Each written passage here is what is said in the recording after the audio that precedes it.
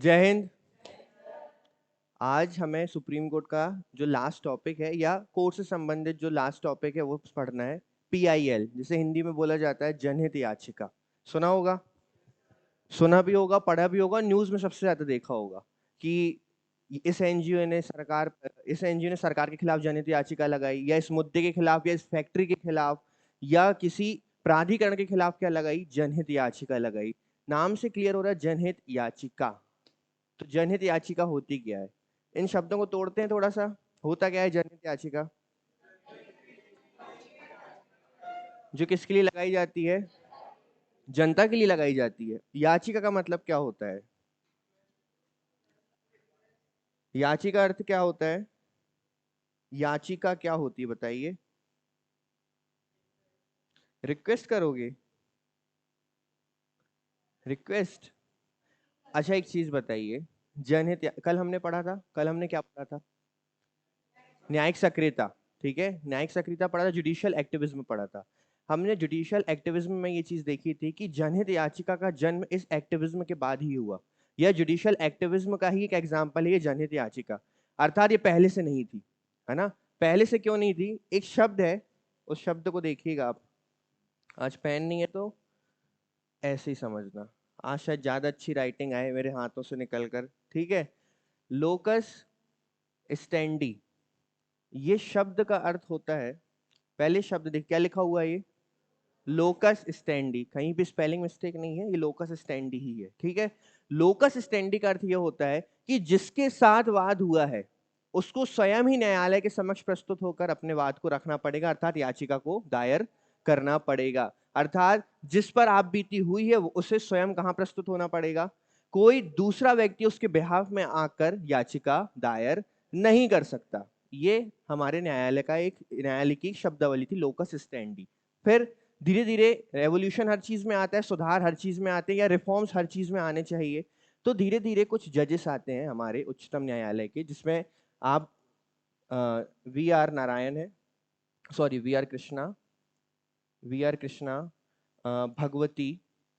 इन्होंने क्या किया, इन्होंने इस समस्या को समझा कि लोकस स्टैंडी की वजह से ऐसे, अब देखो हर किसी को तो पता नहीं है कि याचिका लगाई कैसे जाती है, हर किसी को पता नहीं है कि कंप्लेंट दायर कैसे की जाती है, सुप्रीम कोर्ट कैसे पहुंचा जाएगा, या किसी भी न्यायालय कैसे जाया जाएगा। आज भी कुछ लोग हैं जो न्यायालय जाने से घबराते हैं, और घबराते नहीं है तो उन्हें शायद उस चीज का नॉलेज ही नहीं है कि कैसे किया जाए। मान लीजिए कि किसी गांव में किसी प्राइवेट कंपनी, किसी सरकारी कंपनी के द्वारा या सरकारी प्राधिकरण के द्वारा 20 लोगों की भूमि का अधिग्रहण किया गया किसी भी कार्य के लिए। ठीक है, अब सरकार तो इतने सारे प्रोजेक्ट चलाती है, तो 20 लोगों के घरों की भूमि का क्या किया गया, अधिग्रहण किया गया, जो कि आप बोल सकते हैं कि कानूनन रूप से सही नहीं था, क्योंकि उन्हें जितना मुआवजा दिया जाना था वो नहीं दिया गया। अब वो जो 10 लोग हैं, 20 लोग हैं जिनकी भूमि का अधिग्रहण किया गया है, वो न्यायालय नहीं जा सकते। क्योंकि वो न्यायालय नहीं जा सकते क्योंकि उन्हें उस चीज का नॉलेज नहीं है। दूसरी चीज, उन्हें न्यायालय की शक्तियों के बारे में जानकारी नहीं है। ऐसी स्थिति में क्या किया जाए? ऐसी स्थिति में ये किया जा सकता है कि आप क्या कर सकते हैं, किसी दूसरे एनजीओ के द्वारा क्या लगवा सकते हैं, ये याचिका। अच्छा, लगवा सकते हैं केवल नहीं, अगर वो प्राधिकरण के खिलाफ एनजीओ या कोई भी अन्य व्यक्ति जनहित, एक शब्द यहां पर बार बार आता है, जनहित। जनहित मतलब किसके हित में? जन के हित में। अर्थात जो याचिका लगाई जा रही है वो व्यक्तिगत हित में नहीं होनी चाहिए। ठीक है, और किसी व्यक्ति विशेष के हित में भी नहीं होनी चाहिए। जब एक समूह उसके द्वारा प्रताड़ित होता है तो उस समूह के बेहाफ में क्या लगाई जा सकती है, जनहित। अर्थात जो 10 या 20 जो घर हैं या जिनकी जमीनों का अधिग्रहण किया जा रहा है, उनके बेहाफ पर कोई भी व्यक्ति, कोई भी एनजीओ या कोई भी संस्था जाकर क्या लगा सकती है, जनहित याचिका लगा सकती है। इसको बोला जाता है पीआईएल। क्या बोला जाता है? Public interest litigation. ठीक है, पीआईएल का नाम बहुत सुना होगा ना, पीआईएल लगा दी या पीआईएल की सुनवाई हो रही है। तो जब लोकस स्टैंडी सिस्टम चलता था तो उसमें ही रिफॉर्म करने के लिए इस पीआईएल को जन्म दिया गया। ये जो पीआईएल है आपका, ये आप बोल सकते हैं कि जुडिशरी एक्टिविज्म का एक बहुत ही अच्छा एग्जाम्पल है पीआईएल। ठीक है, तो आज हमें इस पीआईएल के बारे में ही समझना है कि ऐसे कौन कौन से वाद हैं जिनमें पीआईएल लगाया जा सकता है। ऐसा नहीं कि आप किसी भी मुद्दे पर पीआईएल लगा सकते हैं, पीआईएल की भी कुछ सीमाएं हैं। इसका महत्व क्या है, कौन पीआईएल लगा सकता है? ठीक है, पीआईएल लगाने की प्रोसेस, पहले मैं आपको प्रोसेस बता देता हूं। पीआईएल लगाने की प्रोसेस बहुत ही आसान है। केवल 50 रुपए की एक न्यूनतम फीस आपको देनी होती है और आप पीआईएल को दायर कर सकते हैं। इसके अलावा पीआईएल की खास बात यह है कि यदि आपने जनहित याचिका लगाई है तो आप स्वयं एज अ लॉयर उस केस को लड़ सकते हैं, और यदि आप स्वयं एज अ लॉयर उस केस को नहीं लड़ना चाहते तो आप किसी अन्य लॉयर को भी क्या कर सकते हैं, हायर कर सकते हैं। अब उस पर सरकार का कोई लेना देना इसलिए नहीं है क्योंकि वो जो लॉयर है वो अपनी जो फीस डिमांड करेंगे वो आपको देनी पड़ेगी, है ना। पर केवल अगर आपको पीआईएल लगाना है तो कितने रुपए की फीस देनी होती है, केवल 50 रुपए की फीस आपको उसमें देनी होती है। इसके बाद पीआईएल के कुछ दुष्परिणाम भी होंगे, कुछ अच्छी चीजों का गलत उपयोग करना भी लोग जानते हैं। अच्छा, दुष्परिणाम कैसे हो सकते हैं पीआईएल के, कोई बताएगा? जब हम, ये अच्छी चीज है जो जनहित को न्याय दिलाने का काम करती है, तो ये खराब कैसे हो सकती है, कोई बताएगा? छोटी छोटी बात पे क्या घर की लड़ाइयां हैं क्या ये? पीआईएल कहां पर लगाई जा सकती है, बताइए। देखो, पीआईएल का उपयोग गलत तरीके से भी किया जा सकता है। मान लीजिए कि कहीं पर ऐसी कोई प्रताड़ना जैसी चीज हो ही नहीं रही है, परंतु ब्लैकमेलिंग करने के लिए, या इसमें होता क्या है, लोग पीआईएल के माध्यम से लोगों से पैसा ऐंठना चाहते हैं कि हम पीआईएल लगा देंगे। आप, अब किसी का बड़ा प्लान, वहां पे प्रोजेक्ट चल रहा है और क्या बोल दिया कि वहां गरीबों का उत्पीड़न हुआ है, वहां मजदूरों का उत्पीड़न हुआ है, 10-15 मजदूर भी तैयार कर लिए पैसे देकर, और क्या लगा दी, पीआईएल लगा दी। इससे वो प्रोजेक्ट का काम रुक गया। अब वो प्रोजेक्ट का काम तब तक नहीं होगा जब तक पीआईएल नहीं हटेगी, जब तक याचिका पे सुनवाई चलेगी प्रोजेक्ट का काम नहीं हो सकता। तो इस प्रकार से इसका मिसयूज किया जाता है, जो आज हम डिटेल में देखेंगे। फिलहाल इसके परिचय से शुरू करते हैं कि पीआईएल होता क्या है। अभिव्यक्ति जनहित याचिका को कहां से, अमेरिकी न्यायशास्त्र से उधार लिया गया है। जनहित याचिका अर्थात पीआईएल का अर्थ है, अब समझना, प्रदूषण, आतंकवाद, सड़क सुरक्षा, निर्माण संबंधी खतरों आदि जैसे सार्वजनिक हित की सुरक्षा के लिए अदालत में दायर की गई याचिका। अब ये टॉपिक वाइज भी आगे लिखा हुआ है, आपको समझ में आ जाएगा। कोई भी मामला जहां बड़े पैमाने पर, ध्यान से समझना, ये किसी प्राइवेट व्यक्ति के लिए नहीं ला रहे हैं हम, क्योंकि इसके नाम में ही जनहित लिखा है, ठीक है। किसी एक व्यक्ति का व्यक्तिगत हित लिखा है क्या, व्यक्तिगत हित याचिका, इसमें क्या लिखा हुआ है, जनहित याचिका, अर्थात ये एक जन के समूह के लिए लाई जाएगी। जनहित कोई भी मामला जहां बड़े पैमाने पर जनता के हित प्रभावित होते हैं, न्यायालय में जनहित याचिका दायर कर इसका निवारण किया जा सकता है। जनहित याचिका को किसी कानून या किसी अधिनियम में परिभाषित क्यों नहीं किया गया, कोई बताएगा मुझे? अच्छा चलो, नहीं किया गया, क्यों नहीं किया गया तो रहने देते, नहीं किया गया इसलिए नहीं किया गया, तो हम क्यों पढ़ रहे हैं? ये आया कहां से, इसका अस्तित्व क्या है? न्यायिक सक्रियता। और न्यायिक सक्रियता कैसे आई, न्यायिक सक्रियता कहां से आई, वो भी तो कहीं नहीं लिखी। अब बोल दो न्यायिक समीक्षा से आई है, जुडिशियल रिव्यू से आई है। ये कहीं से नहीं आई है, ये हमारे संविधान के गुप्त सूत्रों से निकल कर आई है। कैसे गुप्त सूत्रों से निकल कर आई?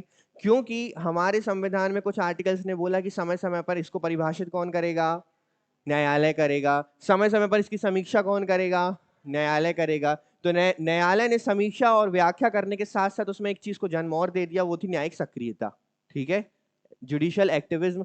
और जुडिशियल एक्टिविज्म में उन्होंने इसको सकारात्मक दृष्टि से देखते हुए क्या किया कि हमें लोगों में जागरूकता बढ़ानी है जुडिशरी के लिए, और लोगों को नई चीजें बतानी है ना। और हमें अपने ही कुछ शब्दों को, अपनी ही परिभाषाओं को कहाँ रखना है, सामने रखना है, ताकि उससे और बेहतर बनाया जा सके कानून व्यवस्था को। और उसी का परिणाम निकल करके आया ये पीआईएल या जनहित याचिका निकल कर आई है। आपको याद है ना सारी चीजें? सबसे पहले हमने क्या देखा था, जुडिशियल रिव्यू। बताएगा कोई क्या होता है? सरल शब्दों में बता दो, कोई पूरी डेफिनेशन नहीं सुननी है मुझे। जुडिशियल रिव्यू क्या होता है? हम्म, उसकी जांच कर सकता है। अच्छा, क्या न्यायालय अभी वर्तमान में बन रहे कानूनों की ही जांच कर सकता है, या जो कानून बन चुके हैं उनकी भी जांच कर सकता है? बिल्कुल सही। क्या न्यायालय केवल कानूनों की ही जांच कर सकता है, या अपने स्वयं के द्वारा दिए गए निर्णयों की भी जांच कर सकता है? क्लियर है, बहुत बढ़िया। जुडिशियल रिव्यू के बाद हमने देखा था जुडिशियल एक्टिविज्म। जुडिशियल एक्टिविज्म क्या था, बताएंगे कोई? जुडिशियल एक्टिविज्म क्या था? कि इसमें आपने देखा कि न्यायाधीशों ने ना ऐसे शब्दों में परिभाषाओं का उपयोग किया, या कानून को और बेहतर बनाने का प्रयास किया जो कि कानून की पुस्तक में या संविधान में कहीं भी उल्लेखित नहीं था। इसके बाद हमने एक चीज और देखी थी, हमारा क्या था, संयम, न्यायिक संयम। क्या था ये न्यायिक संयम? वो न्यायिक संयम ये था कि ये जो जुडिशियल एक्टिविज्म है ना, आपको इसको सीमा में रहकर क्या करना है, उपयोग, दोनों ही चीजों को, रिव्यू को भी और एक्टिविज्म को भी आपको अपनी एक सीमा के भीतर रहकर उपयोग करना है। फिर एक और था आपका जुडिशियल ओवररीच। ओवररीच, ये ओवररीच क्या था? आप अपनी सीमा के बाहर जाकर किसी भी प्रकार के बात को ना सुने, ना ही करें, और ना ही अपने कार्य क्षेत्र का क्या करें, उल्लंघन करें। ये ओवररीच में हमने देखा था। इन सब के बाद अब हम कहां पहुंचे हैं, पीआईएल में। कुछ छूट तो नहीं रहा? देखो, बड़े पैमाने पर जनता की मंशा पर विचार करने के लिए न्यायाधीशों द्वारा इसकी व्याख्या की गई, अर्थात जनहित याचिका की व्याख्या भी किसने की है, न्यायाधीशों ने की है। जनहित याचिका न्यायिक सक्रियता के माध्यम से अदालतों द्वारा जनता को दी गई क्या है, एक शक्ति है। हालांकि याचिका दायर करने वाले व्यक्ति को अदालत की संतुष्टि के लिए यह साबित करना होगा कि याचिका सार्वजनिक हित के लिए दायर की जा रही है, ना कि केवल तुच्छ मुकदमे के रूप में। अर्थात पीआईएल लगाते समय न्यायाधीश इस बात को गौर करते हैं और सामने वाले को, इस बात को न्यायाधीशों को समझाना पड़ता है कि ये किसी व्यक्तिगत हित या छोटा सा तुच्छ मामले के रूप में दायर नहीं किया जा रहा है, ये एक जनहित याचिका के रूप में दायर किया जा रहा है। अब मान के चलते हैं, जैसे आपने सुना उत्तराखंड में कोई नया डैम बन रहा है, ठीक है, नया बांध बन रहा है, उस बांध से नदी के पानी को रोका जा रहा है। नदी के पानी को रोका जा रहा है, जिसकी वजह से वहां पे कम से कम नहीं तो 100 और 200 गांवों को विस्थापित किया जाएगा, वहां से उठाकर उन्हें कहीं और शिफ्ट किया जाएगा। ऐसी स्थिति में कभी आपने सुना है कि उस 100-200 गांव के लोग अपनी कंप्लेंट लेकर पहुंचे? आपने अक्सर सुना होगा कि किसी ने उनके बिहाफ पे जनहित याचिका लगाई। जैसे आपने मेघा पाटकर का नाम सुना होगा, उन्होंने भी जनहित याचिका लगाई थी, किसमें, नर्मदा बचाओ आंदोलन में, है ना। तो आप देखो क्यों, क्योंकि उनका कहना था प्रकृति से छेड़छाड़ हो रही है और गांव के लोगों को विस्थापित किया जा रहा है ना। तो जन के लिए आप एक बार न्यायालय को समझा दीजिए कि हम जो याचिका लगा रहे हैं वो किसके लिए है, जनता के हित में है। न्यायालय अगर इसे समझ लेंगे तो न्यायालय उस पर कार्यवाही शुरू करते हैं। और एक चीज और, न्यायालय जब इस पर कार्यवाही या सुनवाई करते हैं और उन्हें आवश्यकता लगती है तो जनहित याचिका के लिए न्यायालय किसी समिति या कमेटी का गठन भी कर सकती है कि आप जाइए और इसकी डिटेल लाकर हमको दीजिए, ठीक है। अच्छा, एक चीज और, जनहित याचिका जब लगाई जाती है, मान लीजिए कि मैं जनहित याचिका लगा रहा हूं किसी प्राधिकरण या संस्था के खिलाफ, ठीक है, और ये मेरे साइड में न्यायालय है, तो जो जनहित याचिका जो पीआईएल में तैयार करूंगा, उसकी एक कॉपी मैं किसके पास भेजूंगा, उस संस्था के पास जिसके खिलाफ मैं जनहित याचिका लगा रहा हूं। उसको भी तो पता होना चाहिए कि उसके खिलाफ पीआईएल दायर हो रही है, और वही पीआईएल फिर मैं किसके समक्ष रखूंगा, न्यायालय के समक्ष रखूंगा। अदालत स्वयं, ये हो गया, अदालत स्वयं मामले का संज्ञान ले सकती है और स्वतः संज्ञान लेकर आगे बढ़ सकती है। अर्थात ये स्वतः भी संज्ञान ले सकती है या किसी सार्वजनिक उत्साही व्यक्ति की याचिका पर भी मामला शुरू कर सकती है। अर्थात जनहित में मामला अदालत स्वयं से भी ले सकती है, और स्वयं से ना ले तो उत्साही व्यक्ति मतलब जो पीआईएल दायर कर रहा है, उत्साही मतलब जिसे जनता के हित में सोचना आता है, जो इस क्षेत्र में कार्य कर सकता है। जनहित याचिका के तहत जिन कुछ मामलों पर विचार किया जाता है, अब ये है वो मुद्दे जिसको अदालत ने अभी व्याख्या की हुई है कि इन मामलों के विरुद्ध आप क्या ला सकते हो, जनहित याचिका।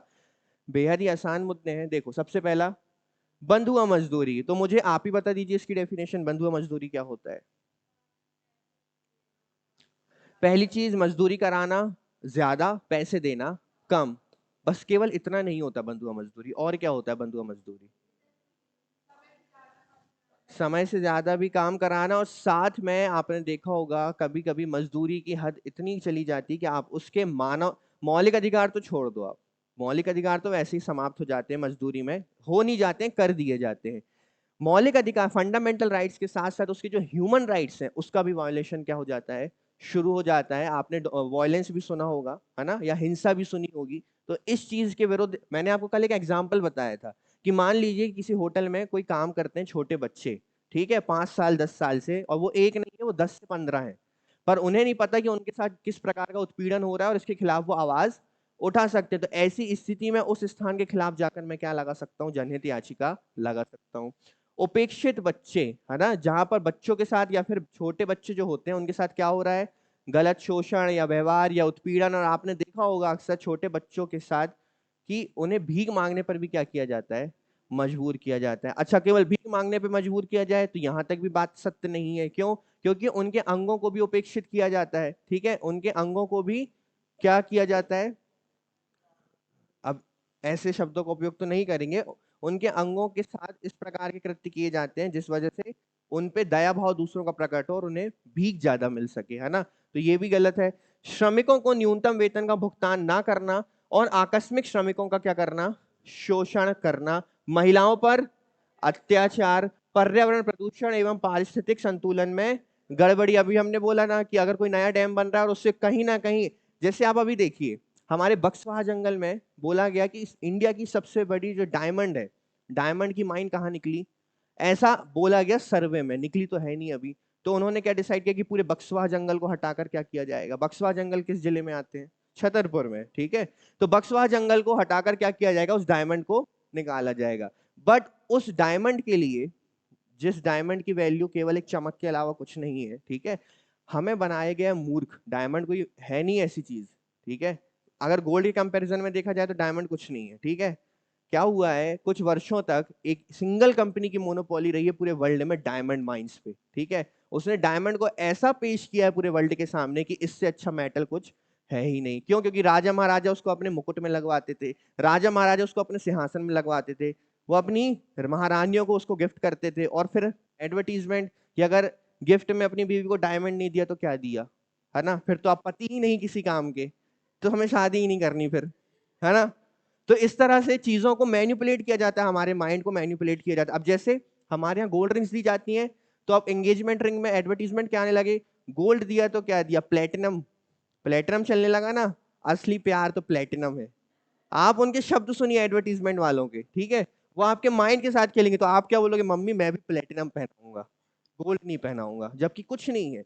इनकी वैल्यू कभी नहीं बढ़ेगी। याद रखना, जो चीज आपने खरीदी है प्लेटिनम डायमंड, ये उस वैल्यू पे ही रहेंगे। कोहिनूर नहीं मिल गया है कोई आपको, ठीक है, पर गोल्ड की वैल्यू बढ़ती है। गोल्ड का एडवर्टीजमेंट कभी आप नहीं सुनोगे। क्यों? वो तो बिकेगा ही, वो तो चलेगा ही, गोल्ड तो बिकता ही रहेगा। तो इस प्रकार से माइंड वॉश किया जाता है। तो उस बक्सवाहा जंगल को रोकने के लिए भी पीआईएल लगाई गई थी, और उस बक्सवाहा जंगल फिलहाल तो अभी सुरक्षित है ना। इसके बाद खाद्य पदार्थों में मिलावट और विरासत और संस्कृति का रख रखाव, ये वो मुद्दे हैं जो सार्वजनिक हित के हैं। क्यों? खाना पीना कौन खाता है, सभी खाते हैं ना। अगर मान के चलिए किसी विद्यालय में, 500 बच्चे पढ़ रहे हैं, वो सरकारी विद्यालय है, और वहां पर मध्याह्न भोजन चलता है। अब मध्याह्न भोजन में खाद्य पदार्थों की इतनी बुरी स्थिति की सारे बच्चों को फूड पॉइजनिंग होगी, ठीक है। अब बच्चे तो अस्पताल में, किसी एनजीओ को, किसी व्यक्ति को, किसी संस्था को पता चला तो वो उन सब के बिहाफ में जाकर कंप्लेंट दायर कर सकता है जनहित याचिका के नाम पर कि जांच होनी चाहिए, और मेरे पास सारे सबूत हैं कि वहां पर उपयोग किया गया जो खाद्यान्न या अन्न है वो एक खराब क्वालिटी का अन्न था। सरकार जो मध्याह्न भोजन में खाना बेचती है उसकी क्वालिटी A1 होती है। मैं आपको एक चीज बता दूं, कभी ये मत सोचना कि अरे कैसा खाना खाते होंगे, बहुत अच्छी क्वालिटी का होता है। बीच में खेल होता है ना। जैसे बीच में खबर आई भी थी कि मध्याह्न भोजन का राइस एक्सचेंज कर दिया गया था किसी दूसरी राइस मिल के साथ, है ना। क्या करते हैं वो, उस अच्छी राइस को, अच्छी क्वालिटी की राइस को अच्छे दामों पर बेच देते हैं, और अपनी राइस मिल का जो खराब क्वालिटी का जो राइस होता है वो बच्चों को खिला देते हैं। देखो अभी इसमें कुछ गलत बात नहीं है उनकी दृष्टि में, हमारी दृष्टि में तो सब गलत है। उनकी दृष्टि में गलत बात क्यों नहीं, क्योंकि वो कुछ चंद प्रॉफिट बना रहे हैं, पर वो ये नहीं जान रहे हैं कि यहीं पे उन्हें सब मिलेगा, ठीक है। वो जिन छोटे बच्चों के साथ ही कर रहे हैं, छोटे बच्चों को फूड पॉइजनिंग हो रही है, जो भी हो रहा है वो सब यहीं मिलेगा, ठीक है। ऐसा हमारे धर्मशास्त्र कहते हैं, पॉलिटी नहीं कहता है, ठीक है। तो कभी कभी धर्मशास्त्रों को भी डालना चाहिए सब्जेक्ट्स के साथ। तो ये वो पॉइंट्स थे आपके जिन पर जनहित याचिका दायर की जा सकती है। कोई भी कर सकता है, पर वो किसके हित में होनी चाहिए, जनता के हित में होनी चाहिए। इसके बाद जनहित याचिका कौन दायर कर सकता है और किसके खिलाफ दायर की जा सकती है। अब ये चीज आप थोड़ा ध्यान से समझना अच्छे से। कोई भी नागरिक याचिका दायर करके सार्वजनिक मामला दायर कर सकता है, अर्थात आप भी कर सकते हैं, मैं भी कर सकता हूं, कोई एनजीओ भी कर सकता है, कोई संस्था भी कर सकती है, कोई भी जनहित याचिका दायर कर सकता है, परंतु वो किसके लिए होनी चाहिए, सार्वजनिक हित के लिए होनी चाहिए। भारतीय संविधान की धारा 32 के तहत सर्वोच्च न्यायालय में जनहित याचिका दायर की जा सकती है।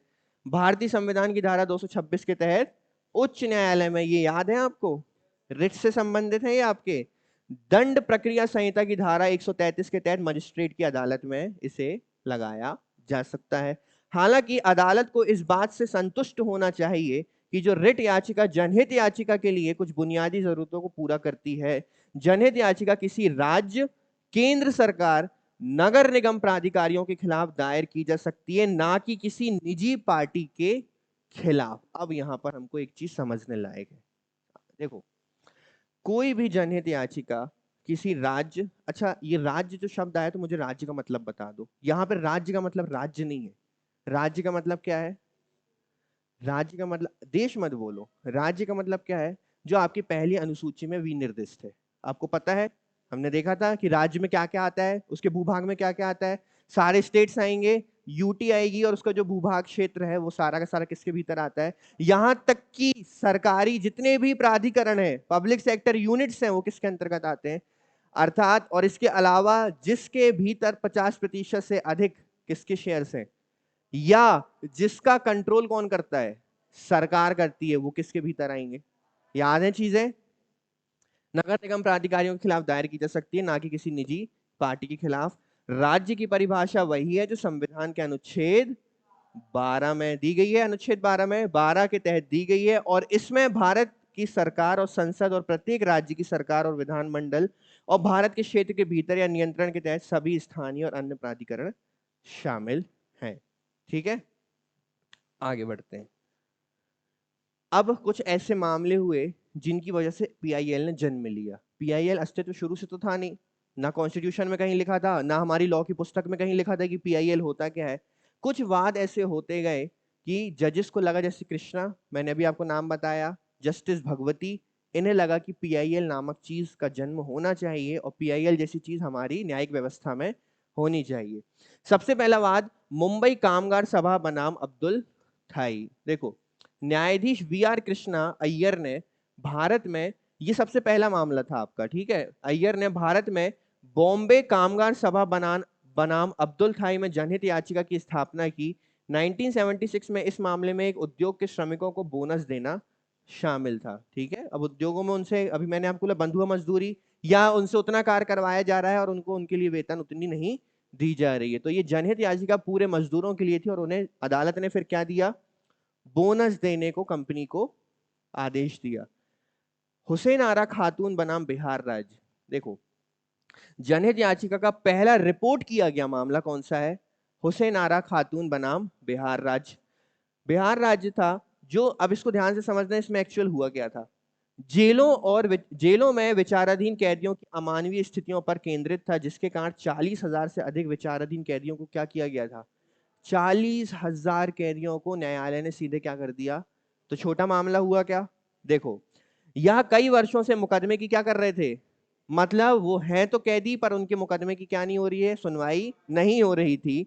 और बिहार की विभिन्न जेलों में बंद हजारों बंदियों की स्थिति बहुत ज्यादा बदतर हो रही थी।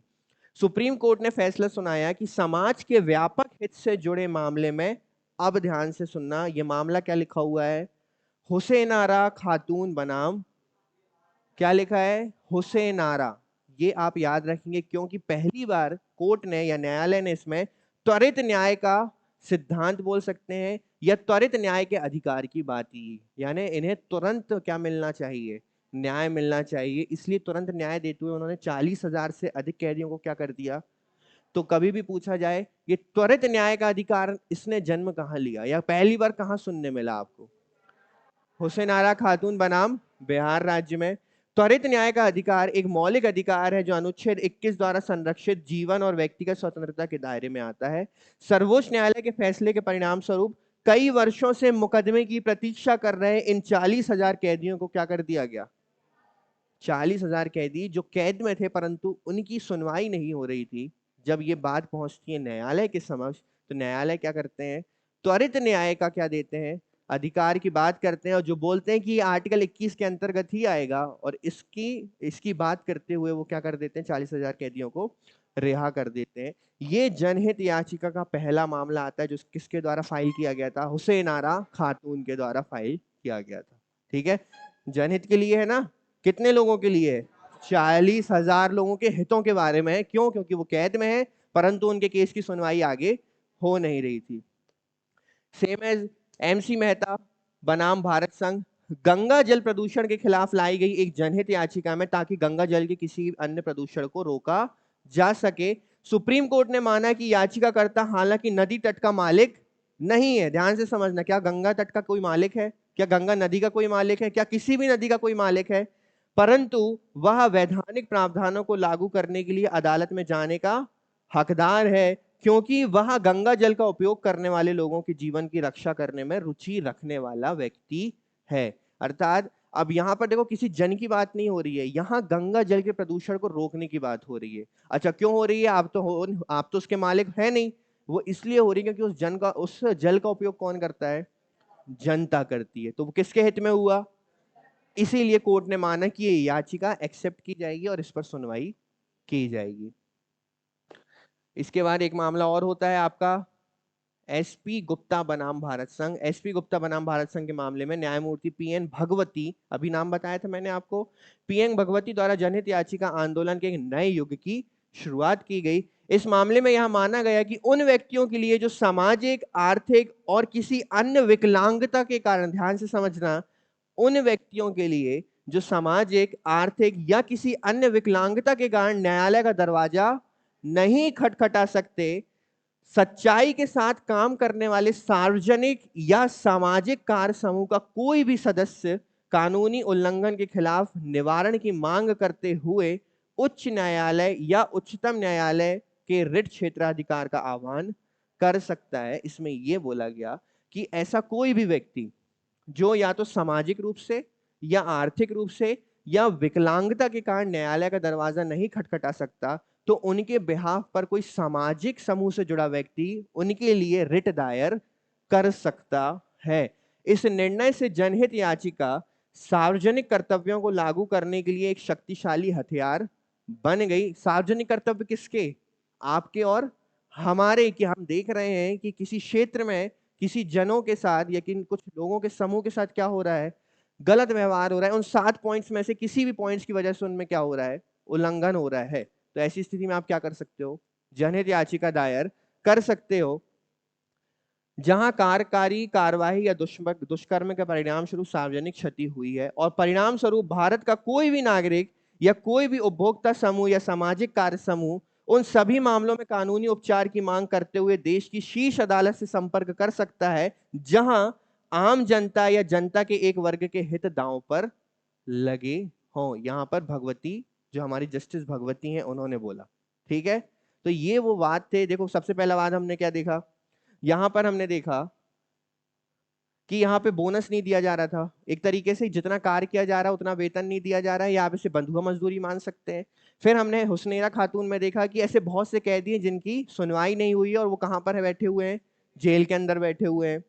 फिर हमने देखा यहाँ पे गंगा जल प्रदूषण के बारे में, और फिर ये मामला आता है कि ऐसे व्यक्ति, यहाँ पर साफ तौर पर अब बोल दिया गया, ठीक है, जिस चीज की शुरुआत VR कृष्णा ने की थी, उसको समाप्त किसने किया? एक अच्छा रूप देते हुए PN भगवती द्वारा। कि अब आप ध्यान से सुनिए कि सामाजिक रूप से, आर्थिक रूप से विकलांगता के कारण जो भी हम तक नहीं आ सकता, उसकी आवाज लेकर हम तक कोई भी अब आ सकता है, केवल वो जनता के हित में होना चाहिए। तो इस प्रकार से ये चीज जन्म ले रही है। हमने आखिरी चीज छोड़कर आ गई थी, हमने एक्टिविज्म तक छोड़कर आ गया था, हमें लगा वहां चीज समाप्त हो गई है।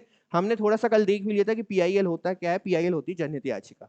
पर जनहित याचिका होती क्या है, आती कैसे, इसकी पावर्स क्या है, इसके बंधन क्या है, तो ये चीज आपको पता होनी चाहिए। इसके बाद जनहित याचिका का महत्व क्या है, तो ये चीज आप पढ़ लीजिएगा। फिर भी मैं एक बार पढ़ देता हूँ, चलो। PIL का उद्देश्य आम लोगों को कानूनी समाधान प्राप्त करने के लिए अदालतों की पहुंच प्रदान करना है।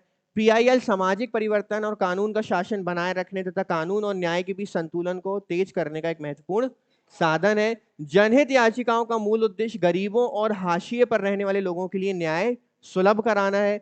यह मानव अधिकारों को उन लोगों तक पहुंचाने का एक महत्वपूर्ण उपकरण है जिन्हें अधिकारों से वंचित किया गया है। यह सभी के लिए न्याय की पहुंच को लोकतांत्रिक बनाता है। यह जेलों, शरण स्थलों, सुरक्षात्मक, अब जैसे क्या होता है कि महिला जेल है, मान के चलते हैं, ठीक है, अब महिला जेल में तो महिला ही रहेंगी, पर आप कोई सोशल वर्कर है, या आपको ये जानकारी होती है कि वहां पर महिलाओं की स्थिति बहुत ही दयनीय है ना, जो देखो कैदियों के भी अधिकार होते हैं, है ना, उन्हें भी भोजन मिलता है, उन्हें भी कार्य करने को दिया जाता है, ऐसे एकदम जेल के अंदर पड़े नहीं रहने दिया जाता है, ठीक है। वो ब्रिटिशर्स टाइम पे वैसी जेल होती थी जैसे जिसमें हमारे महान क्रांतिकारी सावरकर जैसे रहते थे, कि जिसमें इतनी ही जेल थी कि वो अपना हाथ भी नहीं हिला पाते थे, ठीक है। वो केवल उनके साइज की जेल हुआ करती थी, ना वो हिल सकते हैं, आगे पीछे हो सकते हैं, कुछ नहीं। तो वो बहुत बुरा दौर था। आज के समय में कैदियों के भी अधिकार है, अगर कैदियों को उनके अधिकार नहीं दिए जाएंगे तो उनके खिलाफ कोई भी आवाज उठा देगा। मैंने आपको कल भी बताया था, हमारे देश में इतने भी महान लोग हैं कि जिन्होंने बलात्कार किए हैं, उनके अधिकारों की भी मांग करने लगते हैं कि जेल में उनके साथ बदसलूकी हो रही है ना। हम, मुझे ऐसा लगता है कि ये जो मांग कर रहे हैं, इन्हें भी स्टाइल से डाल देना चाहिए उन्हीं के साथ, उन्हीं के साथ रहो आप, ठीक है। अच्छे कानून बनने चाहिए थोड़े। यह सभी के लिए न्याय की पहुंच को लोकतांत्रिक बनाता है। यह जेलों, शरण स्थलों, सुरक्षात्मक घरों आदि जैसे राज्य संस्थानों की न्यायिक निगरानी में मदद करता है। न्यायिक समीक्षा की अवधारणा को लागू करने के लिए यह एक महत्वपूर्ण उपकरण है। जनहित याचिकाओं की शुरुआत से प्रशासनिक कार्यवाही की न्यायिक समीक्षा बढ़ी है और सार्वजनिक भागीदारी सुनिश्चित हुई है। तो ये केवल पढ़ लीजिएगा आप लोग। पीआईएल की कुछ कमजोरियां देखते हैं। पीआईएल कार्रवाइयां कभी कभी प्रतिस्पर्धी अधिकारों की समस्या को जन्म दे सकती हैं। कैसे?